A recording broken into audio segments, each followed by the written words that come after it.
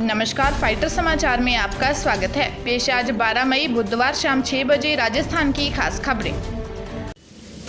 बड़ी खबरों से अपडेट रहने के लिए सब्सक्राइब करें फाइटर न्यूज को और प्रेस करें बेल आइकन को।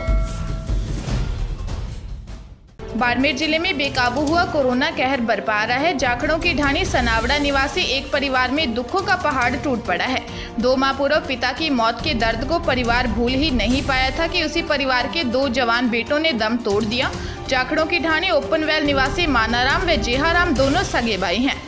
बुखार व सांस में तकलीफ होने पर 26 अप्रैल को अस्पताल में भर्ती हुए थे। 16 दिन तक जिला अस्पताल में भर्ती दोनों सगे भाई जिंदगी से जंग लड़ रहे थे, लेकिन रिकवर नहीं हुए और दोनों की मौत हो गई। मौत की खबर सुनने के बाद परिवार के लोगों में भी कोहराम मच गया। 2 माह पूर्व ही इनके पिता मेहाराम की मौत हुई थी। कोरोना वायरस के चलते देश में हालात काफी खराब हो रहे हैं। कहीं ऑक्सीजन नहीं मिल रही तो कहीं बेड्स और दवाएं नहीं हैं।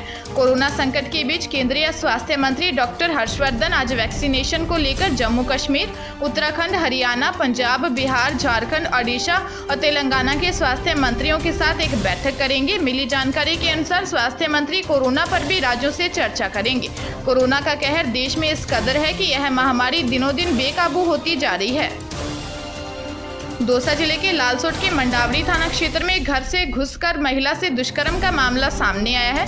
पुलिस ने बताया कि पीड़िता ने रिपोर्ट दी है कि उसका पति बाजार में सामान लेने गया हुआ था, तभी आरोपी युवक उसके घर में घुस गया और उसके साथ दुष्कर्म किया।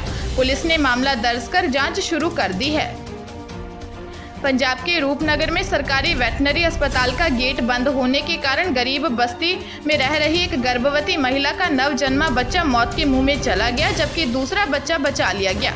जानकारी के अनुसार गरीब बस्ती निवासी महिला लाडी ने बताया कि उसकी गर्भवती बहू सुनीता पत्नी सुखदेव की सेहत बिगड़ गई और उसको अस्पताल ले जाने लगे तो वेटनरी अस्पताल का गेट बंद था। इसके चलते उन्होंने सुनीता को गेट के ऊपर से ही निकालकर अस्पताल ले जाने का प्रयास किया तो मौके पर ही सुनीता की डिलीवरी हो गई। इस दौरान सुनीता ने रास्ते में ही 2 लड़कों को जन्म दिया, परंतु चिकित्सा सुविधा न मिलने के कारण एक नवजन्मे बच्चे की मौके पर ही मौत हो गई। वार्ड की काउंसलर कुलविंदर कौर और अमरजीत सिंह जौली समेत अन्य लोग बस्ती में पहुंचे। काउंसलर ने कहा कि इस मामले में उच्च स्तरीय जांच होनी चाहिए। जीवन रक्षक दवाइयों की कालाबाजारी को लेकर एसीबी गंभीर है। जानकारी के अनुसार रेमडेसिविर और ऑक्सीजन सिलेंडर कालाबाजारी पर एसीबी के डीजी बीएल सोनी ने सभी चौकी प्रभारियों को निर्देश देते हुए कहा कि कहीं भी प्रदेश में दवाइयों की कालाबाजारी हो रही हो तो उन्हें रंगे हाथों पकड़ा जाए। कालाबाजारी करते सरकारी कर्मचारियों के साथ दलालों के खिलाफ भी कार्रवाई करें। एडीजी दिनेश एमएन मॉनिटरिंग कर रहे हैं। दौसा जिले के सिकराय थाना क्षेत्र के बहरावड़ा नायब तहसीलदार कैलाश जोशी ने गढ़ गांव में कार्रवाई करते हुए कोविड गाइडलाइन की अवहेलना करने पर 2 दुकानों को सीज किया है।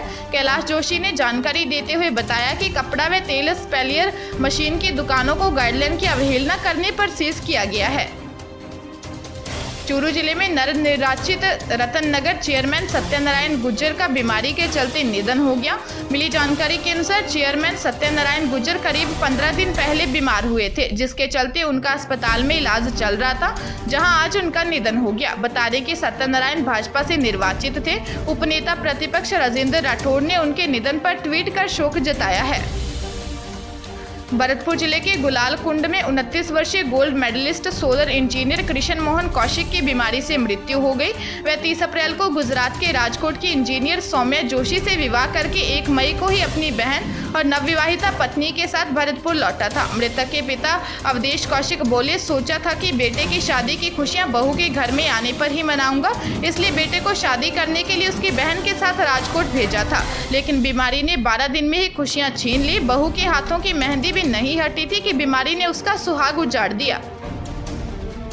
राजस्थान में कोरोना मरीजों की संख्या के लगातार बढ़ने और प्राइवेट अस्पतालों में भी संसाधन कम पड़ने के चलते सरकार ने फैसला किया है कि जरूरत पड़ने पर सरकारी वेंटिलेटर्स और ऑक्सीजन कंसंट्रेटर की उपलब्धता अगर सरकारी अस्पताल में उपयोग के बाद अधिक है तो उसे प्राइवेट अस्पताल को भी दिया जा सकेगा। चिकित्सा विभाग के प्रमुख शासन सचिव अखिल अरोड़ा ने इसके आदेश जारी किए हैं। उन्होंने सभी जिला कलेक्टरों को आदेश दिए हैं कि सरकारी अस्पतालों में संसाधनों के उपयोग के बाद इन्हें प्राइवेट अस्पताल को दिया जा सकता है, लेकिन प्राइवेट अस्पताल मरीजों से इनके चार्ज वसूल नहीं कर सकेंगे। उन्हें इसके लिए पाबंद कर ही आवंटित किया जाए।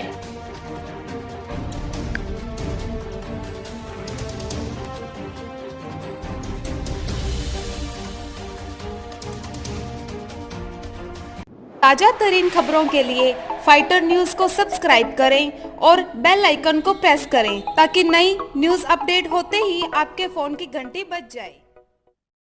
Once again